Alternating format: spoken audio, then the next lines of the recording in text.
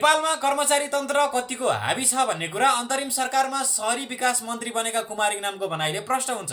उनले मन्त्रालय छोडेर जाने बेलामा कर्मचारीहरूलाई बोझ खान भनेका थिए र आफू इतिहासकै नालायक र पङ्गु मन्त्री भएको समेत बताएका थिए।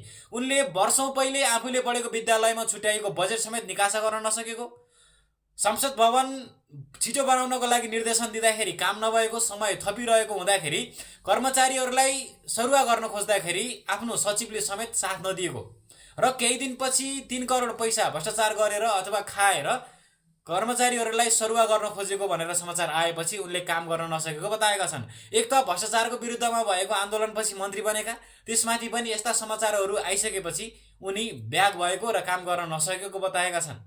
के नेपालमा नेताहरू मात्रै गतिलो चाहेर हुन्छ त?